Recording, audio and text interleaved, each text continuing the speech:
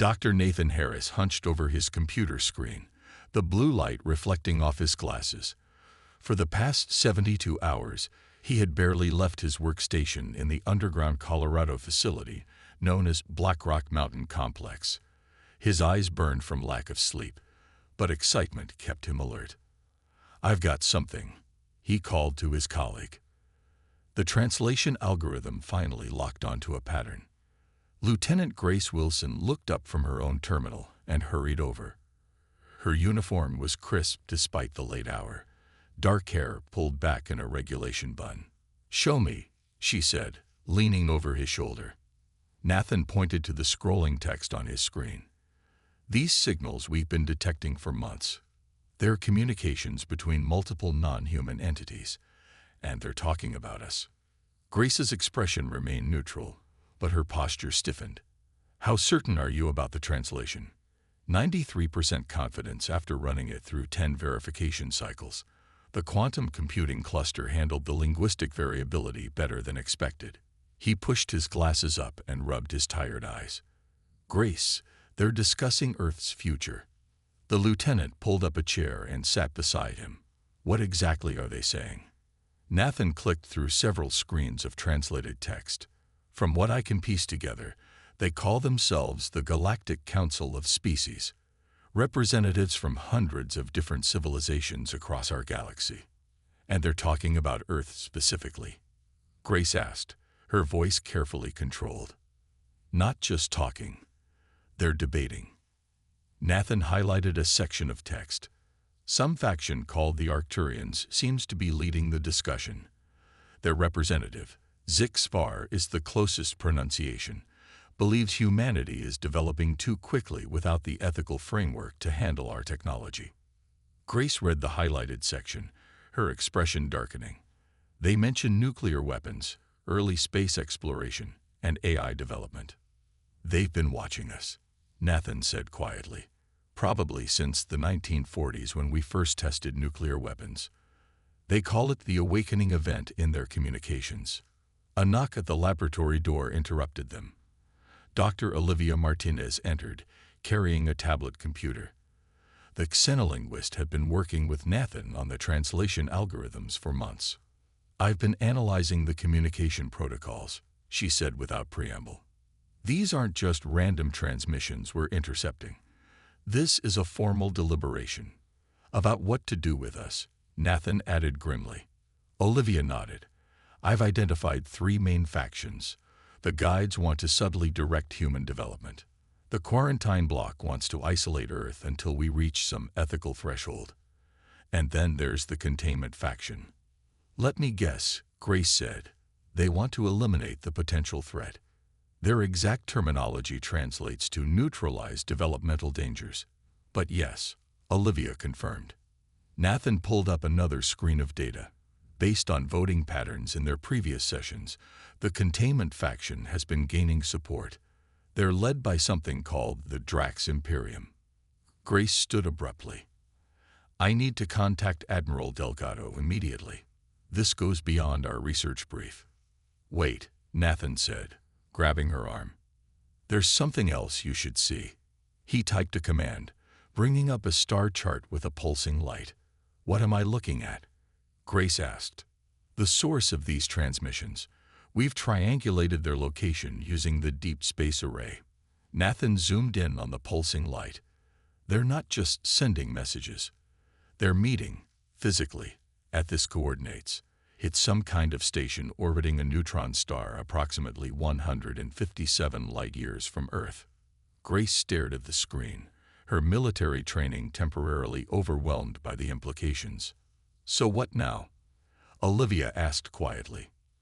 "Now," Grace said, her composure returning, "we find out how much time we have before they make their decision, and we prepare our response." Admiral Frank Delgado sat at the head of the long conference table, his face grim as he looked at the assembled team.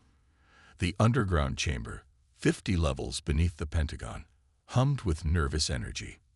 12 people sat around the table. Military officers, scientists, and government officials who had been summoned urgently after Lieutenant Wilson's report. "Let me be sure I understand this correctly," the Admiral said, tapping his pen against a folder marked with the highest security classification. We have intercepted communications from an alien council that is actively discussing whether to guide, isolate, or potentially eliminate humanity. That's correct, sir, Nathan replied. He had barely slept since the discovery, surviving on coffee and adrenaline. We've translated approximately 60% of their communications now. Grace Wilson activated the room's central display, showing a complex network of connections. The Galactic Council appears to include representatives from at least 200 interstellar civilizations. Based on references in their communications, many of these species have been spacefaring for thousands or even millions of years. Secretary of Defense Eleanor Reeves leaned forward. And they view us as a threat. We haven't even established a permanent base on our own moon yet. That's exactly what concerns them, Olivia explained. Our technological development is accelerating rapidly compared to our social development. They cite our continued wars, environmental damage, and resource consumption patterns as evidence that we might become dangerous once we achieve interstellar travel. Dr. Alan Powell, the communications specialist who had helped intercept the alien signals, cleared his throat. We've identified a key vulnerability in their communication network. It uses principles similar to quantum entanglement, but with properties we're still trying to understand. Can we communicate with them directly? Asked General Helen Rodriguez. Nathan shook his head. Not yet. We can intercept and decode their transmissions, but sending a message would alert them to our capabilities, which might accelerate their timetable for action, Grace added. The room fell silent as the implications sank in. These weren't just theoretical aliens in the distant future. They were real, present, and discussing Earth's fate right now.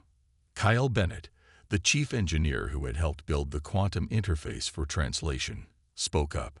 There might be another approach.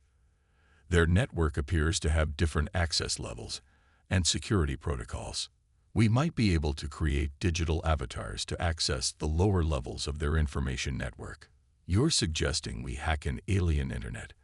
Admiral Delgado asked, eyebrows raised. Something like that, Kyle replied. But instead of revealing ourselves as humans, we could pose as representatives from a fictional species, newly admitted to their galactic community. Dr. Laura Quinn, the team's psychological specialist, nodded slowly. If we design our digital personas carefully, we could gather intelligence without revealing our true identity. How quickly can you set this up? The Admiral asked. The quantum interface is already operational, Kyle replied. With Dr. Martinez's linguistics expertise and Dr. Harris's translation algorithms, we could be ready for an infiltration attempt within 48 hours. Admiral Delgado stood up, his decision made. This operation is now classified as Oracle. No electronic communications about it outside this facility. Dr. Harris, Lieutenant Wilson, get your team whatever they need. As the meeting dispersed, Nathan pulled Grace aside. Do you think we should tell them everything we found in the transmissions? Grace glanced around to ensure no one was listening. You mean about the faction that's been sending observation drones to Earth for decades? Not yet. Let's focus on one impossible revelation at a time. Nathan nodded grimly. Outside the window of the underground facility, normal life continued on the streets of Washington, D.C. People went about their day, completely unaware that an alien council was deliberating their future, or that a small team of humans was about to attempt the most audacious espionage operation in history. The New Mexico desert stretched out in all directions around the secure facility that housed Operation Oracle. Inside the main control room, the air was cool and tense as the team prepared for their first digital infiltration of the alien network. Final systems check, Kyle announced, his fingers flying over the complex array of controls. The quantum interface he had designed hummed with energy, cooling systems working overtime to manage the heat generated by the calculations. Olivia Martinez stood beside a large display showing what they had learned about the alien language patterns. Our avatar's identity is set. We'll be entering as a representative from the Selfie Collective, supposedly a newly admitted species from the Galactic Rim. "Why the Galactic Rim?" asked Laura Quinn as she reviewed the psychological profile they had built for their fictional species. "Distance creates plausibility," Nathan explained. "If we claim to be from the far edge of the galaxy, it explains why nobody has much information about us yet." Grace Wilson entered the room, followed by Admiral Delgado and Secretary Reeves. The presence of such high-ranking officials underscored the importance of what they were attempting. "Are we ready?" the Admiral asked, his voice steady despite the tension. Kyle nodded. "The quantum connection is stable. Our entry point targets a public information repository, what we might call their version of a library. Low security, high information value." "And if we're detected?" Secretary Reeves asked. "The connection is routed through 7 quantum relays," Kyle replied. "Even if they detect unauthorized access, they shouldn't be able to trace it back to Earth." Nathan took his position at the main terminal. "Our digital avatar is ready. The translation algorithms will work in real time, converting alien communications to English and our inputs back to their language forms." Admiral Delgado gave the nod. "Proceed." Nathan took a deep breath and initiated the connection sequence. The large central screen flickered with strange symbols and patterns as the quantum interface reached out across light years of space to touch the alien network. For several long moments, nothing happened. The team held their breath, watching as the computer attempted to establish connection protocols that no human had ever designed. Then suddenly, the screen changed. Alien text began streaming across the display, automatically converting to English through their translation algorithms. "Welcome to the Galactic Information Exchange," Nathan read aloud. "Please identify species, sector, and access authorization." Kyle's fingers moved carefully over the controls. "Transmitting our prepared identity package." More alien text appeared. Nathan's eyes widened as he read it. "We're in," he said quietly, almost unable to believe it had worked. "They've accepted our credentials. We're being welcomed as Representative Vornthal of the Selfie Collective." A cheer went up from the team, quickly hushed as they remembered the seriousness of their mission. "What can you access?" Grace asked, leaning forward to study the screen. "It appears to be a public information database," Nathan replied, navigating through the alien interface. "Historical records, species databases, scientific archives. This is incredible." Olivia pointed to a section of the screen. "Look there, Council Deliberation Archives. That might tell us more about their discussions on Earth." Nathan carefully directed their avatar to access those files. "Some of these are restricted, but many are open for review by all member species." "Download everything we can," Admiral Delgado ordered. "Focus on Earth-related discussions and any information about this containment faction."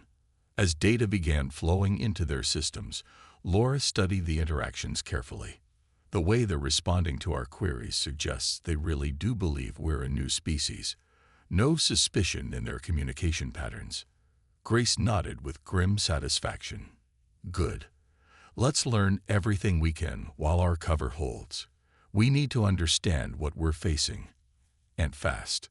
Outside, the desert sun beat down on the facility's reinforced roof. Inside, humanity took its first tentative steps into a vast galactic community that didn't yet know they had arrived. For 3 weeks, the Operation Oracle team worked in shifts, maintaining their digital presence in the alien network. The volume of information they gathered was overwhelming. Nathan and Olivia led the analysis effort, working with a growing team of linguists and scientists to make sense of the galactic data. "We've identified 27 major species that dominate Council decisions," Nathan explained during the daily briefing. He gestured to a holographic display showing alien forms that ranged from vaguely humanoid to utterly incomprehensible. The Arcturians seemed to be the oldest civilization, with records going back over 3 million years.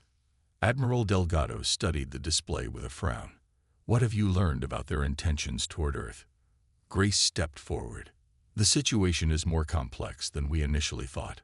There are three main factions with different approaches to what they call emerging civilizations like ours. She touched the display, highlighting a group of elegant crystalline beings.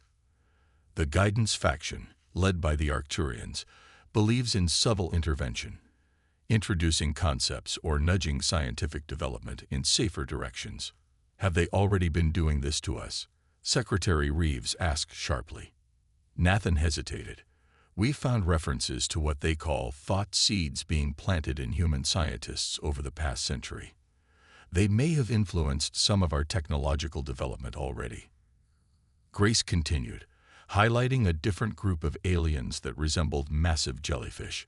The Quarantine faction advocates for containment fields around developing planets. These fields would prevent faster-than-light travel by blocking certain physics principles from working near the planet. Could they actually do that? Kyle asked, looking disturbed. The technology appears to exist, Nathan confirmed. They've used it on at least 6 other species in the past. Grace highlighted the final group, heavily armored beings with multiple limbs. Most concerning is the Containment faction, led by the Drax Imperium. They argue that potentially dangerous species should be neutralized before they can develop interstellar capabilities. A heavy silence fell over the room. Neutralized how? Admiral Delgado finally asked. Methods range from engineered pandemics that would reduce population and technological capability to redirecting asteroids for impact events, Grace replied quietly. They view it as pest control on a galactic scale. Kyle cleared his throat. There's something else you all need to see. He took over the display, showing a series of technical schematics. I've been analyzing their scientific database. The good news is that our understanding of quantum physics is more advanced than they realize. How is that possible? Asked Dr. Quinn. They had millions of years of development.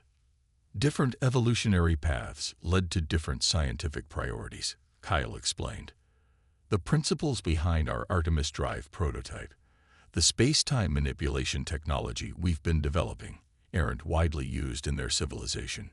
They don't expect us to discover these principles for at least another 50 years. Nathan leaned forward. What are you suggesting, Kyle? I'm saying we're not as helpless as they think. The Artemis Drive isn't just theoretical anymore. The prototype has succeeded in small-scale tests. Admiral Delgado's eyes narrowed. Are you suggesting what I think you are? Kyle nodded slowly. With some modifications based on what we've learned from their database, I believe we could build a functional interstellar vessel.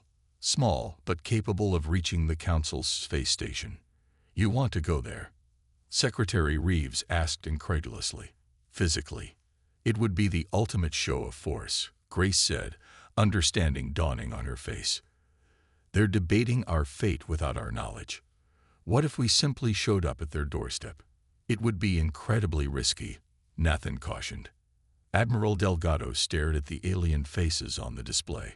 Sometimes the best defense is a good offense. Kyle, how quickly could this vessel be ready? With unlimited resources. 3 months. You have 2, the Admiral replied. I'll take this to the President today. The construction of humanity's first interstellar vessel took place in a massive underground hangar beneath the Nevada desert. Engineers, scientists, and military personnel worked around the clock, applying both human ingenuity and knowledge gleaned from the alien database. She's beautiful, Kyle said with pride as he and Nathan stood on an observation platform overlooking the ship. The vessel was sleek and compact, just 90 meters long, designed to carry a small crew on the most important journey in human history. What did they decide to name her? Nathan asked. Horizon, Kyle replied. Seemed fitting for a ship that will take humanity beyond all previous limits. The Horizon's heart was the Artemis Drive, a revolutionary propulsion system that manipulated the fabric of space-time itself. The knowledge gained from the alien database had allowed Kyle's team to solve critical problems that had previously seemed insurmountable. How are the crew selections coming along? Kyle asked as they watched technicians installing the final components of the ship's communication array. Nearly complete, Nathan replied. Ambassador Daniel Rivera will lead the diplomatic mission. He's been studying the council protocols we've downloaded nonstop. And us. Nathan smiled slightly. You, me, and Grace are all confirmed. I'll be heading the scientific team. Grace will manage security, and you'll be chief engineer. A real space crew, Kyle murmured, almost unable to believe it. On the other side of the facility, Grace supervised combat training for the security team. Though they hoped for a peaceful mission, they were prepared for all possibilities. Again, she ordered as the 6-person team practiced in specially designed gravity suits. Your reaction time needs to be faster. We don't know how the alien security forces might operate. One of the security officers, Lieutenant Eric Johnson, lowered his practice weapon. Lieutenant Wilson, with all due respect, how can we prepare to fight beings we've never seen? We adapt, Grace replied firmly. The same way humanity always has. Again. In Washington, D.C., Ambassador Daniel Rivera received his final briefing from the President and Joint Chiefs of Staff. At 52, Rivera had been chosen for his exceptional diplomatic record and unflappable demeanor. You understand the gravity of this mission, Ambassador, the President said.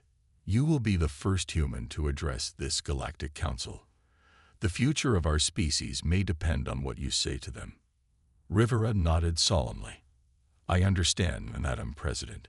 We've prepared extensively, but much will depend on the Council's reaction to our unexpected arrival. Your primary objective is to ensure Earth's sovereignty and prevent any containment actions, the President continued. Secondary objectives include establishing diplomatic relations and securing technological exchange if possible. And if negotiations fail? Rivera asked quietly. The President's expression hardened. The Horizon is equipped with a quantum data package containing everything we've learned about their civilization. If you cannot return, activate the emergency beacon. We'll be listening. 2 days later, the Horizon crew gathered for their final briefing. 12 humans who would carry the hopes of an entire planet. Ambassador Rivera, 3 additional diplomats, Nathan, Olivia, and Kyle, Grace, and her 3-person security team, and 2 pilots with experimental aircraft experience. Admiral Delgado addressed them from the front of the room. In 24 hours, you will embark on the most important mission in human history. Your actions will determine whether humanity faces its future as a free, independent species or becomes subject to alien control. He looked at each of them in turn. The Horizon systems include an emergency return protocol. If the situation becomes untenable, you are authorized to withdraw immediately. Nathan glanced at Grace, who sat beside him, her face composed but her eyes revealing her tension. For most of our history, humanity has looked to the stars and wondered if we were alone, Admiral Delgado continued. Now we know we are not. Your mission is to ensure that when we take our place among those stars, we do so on our own terms. As the briefing concluded, Nathan felt the weight of responsibility settle over him. Tomorrow, they would attempt what no human had ever done. Travel faster than light to confront an alien council that held Earth's fate in their hands. The Horizon hummed with energy as final launch preparations were completed. The crew moved through their assigned stations, each focused on the monumental task ahead. In the ship's command center, pilot Sofia Martinez ran through pre-flight checks with her co-pilot, Ryan Fisher. Artemis drive power systems at 100%, Ryan reported, his fingers dancing across the holographic display. Quantum stabilizers nominal. Sofia nodded, her dark eyes focused on her own controls. Navigation has locked in the coordinates. Once we initiate the drive, we'll be making history, or ending up as cosmic dust. In the engineering section, Kyle monitored the pulsing heart of the ship, the Artemis drive. The technology was revolutionary, combining Earth science with principles gleaned from the alien database. It would create a controlled fold in spacetime, allowing the Horizon to cross 157 light-years in a single jump. How are we looking? Nathan asked as he entered engineering. Nervous, Kyle admitted. The math checks out. The simulations were successful, but we're still the first humans to attempt faster-than-light travel. Nathan placed a hand on his friend's shoulder. If anyone can get us there in one piece, it's you. In the diplomatic quarters, Ambassador Rivera reviewed his notes one final time. Though they had studied the Council protocols extensively, much would depend on his ability to improvise in an unprecedented situation. "Ambassador," Grace said as she entered the room, "security team is ready. We've distributed the modified sidearms to authorized personnel." Rivera looked up. "Let's hope we won't need them." "Hope for peace, prepare for complications," Grace replied. The weapons had been designed based on information from the alien database, non-lethal but effective against a variety of physiologies. Throughout the ship, final preparations continued. Olivia Martinez installed the latest language translation updates. The medical officer, Dr. Samuel Carter, verified the specialized medical equipment designed to handle alien environments. "All stations report ready," Sophia's voice announced over the ship-wide communication system, commencing final countdown. Deep beneath the Nevada desert, the massive hangar doors slid open, revealing a starry night sky. The horizon rose slowly on anti-gravity thrusters, the technology itself a marvel that would have been headline news any other day. Admiral Delgado watched from the control center, surrounded by government officials and military personnel. "Godspeed, Horizon," he said quietly. As the ship cleared Earth's atmosphere, the crew secured themselves for the jump. In the command center, Sophia and Ryan prepared to activate the Artemis drive. "All personnel, secure for space-time transition," Sophia announced. "Drive activation in 30 seconds. Nathan looked out a viewport at the Earth below, a beautiful blue sphere against the blackness of space. In moments, they would attempt something no human had ever done before. "Artemis drive activating," Ryan announced. "Quantum field stabilized.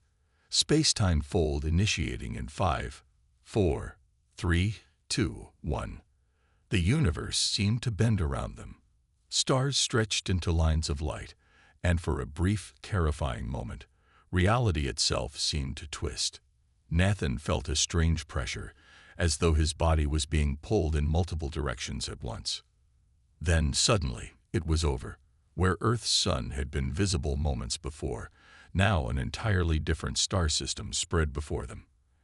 And there, orbiting a pulsing neutron star, was a structure so vast it defied comprehension. The Galactic Council Station. "Transition complete," Kyle reported, his voice filled with amazement.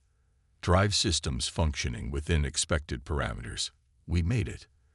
"All crew, status report," Sophia called out. As the reports came in confirming everyone was unharmed, Ambassador Rivera moved to the command center viewport.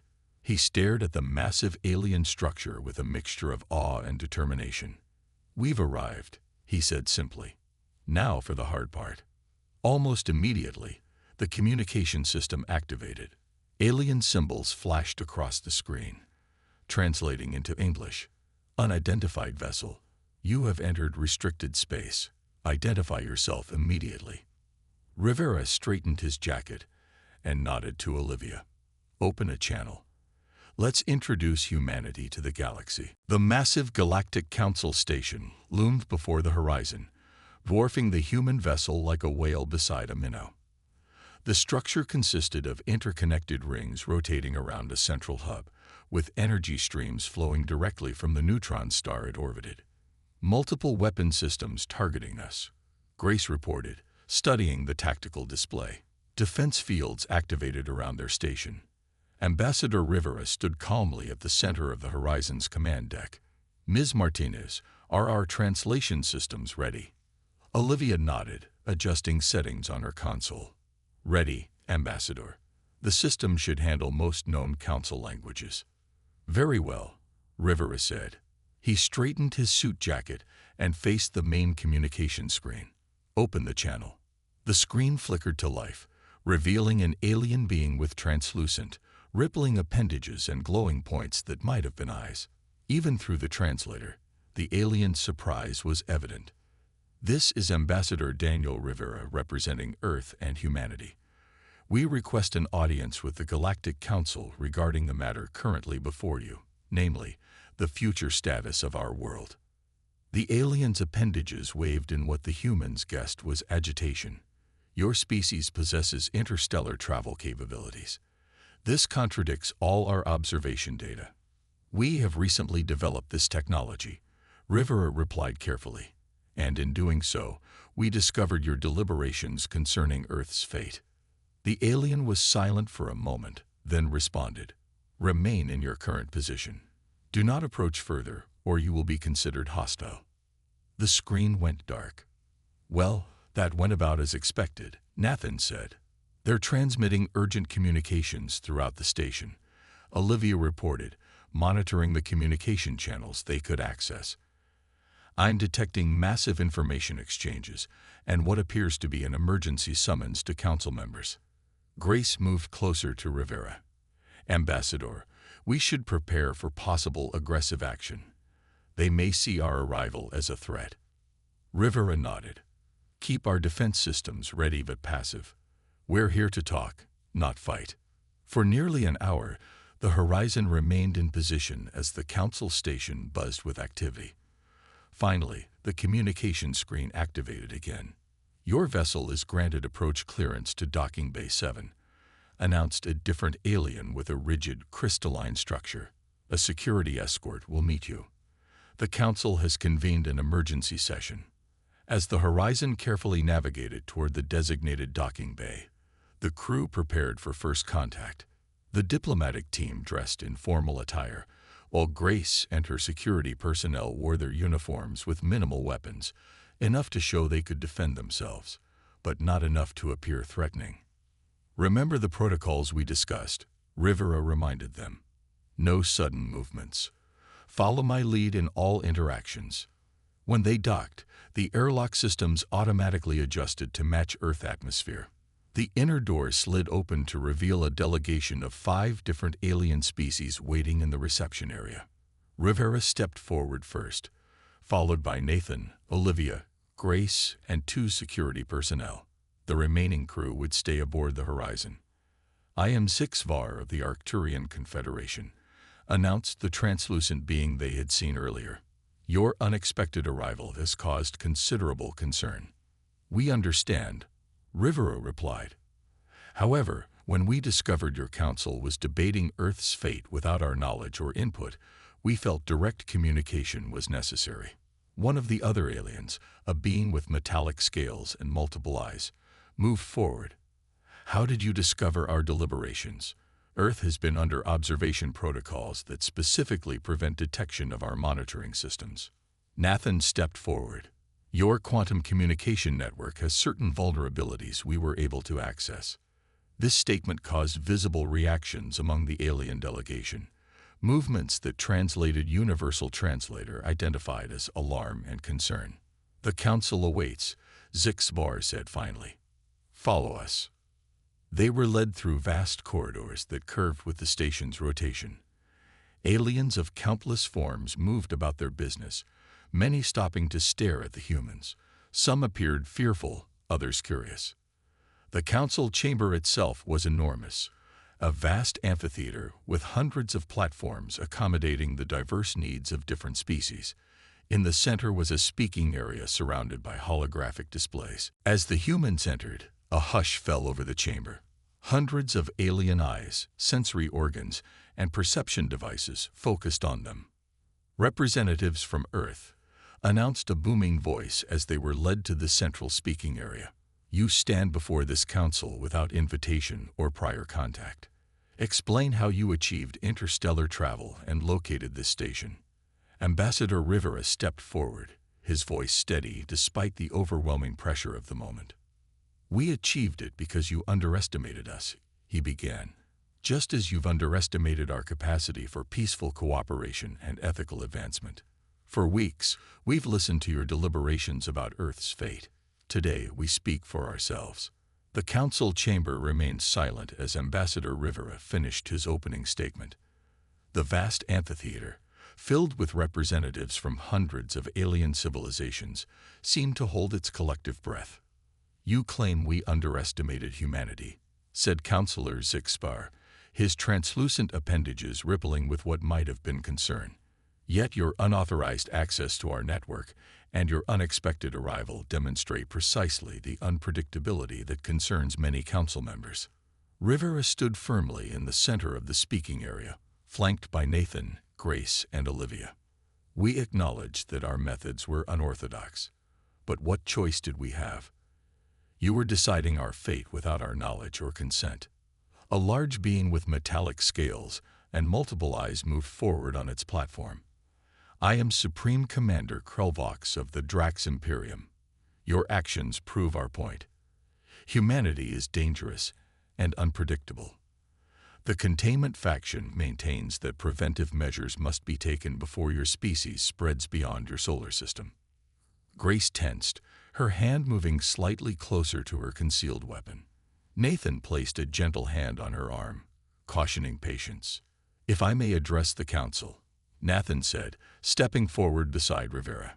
The translator carried his voice throughout the chamber. I am Dr. Nathan Harris, lead scientist of our expedition.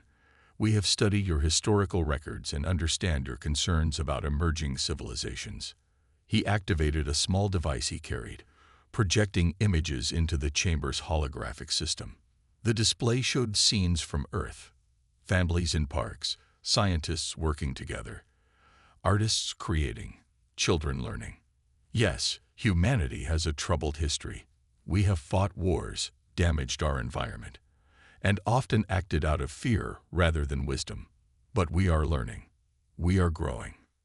Nathan cycled through more images: international cooperation on climate change, peace treaties, medical breakthroughs shared across nations. The very fact that we stand before you today represents not a threat, but an achievement of cooperation. Our vessel, the Horizon, was built not by one nation, but by scientists from across our world working together. A crystalline being floated forward on its platform. I am Elder Xin of the Phalos Collective. Your technological achievement is impressive, but troubling. Our observations indicated your species was decades away from developing full space technology. How did you advance so quickly? Olivia stepped forward to answer.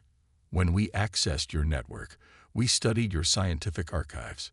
We combined that knowledge with principles our physicists had already theorized. The result was the Artemis Drive. Murmurs spread through the chamber.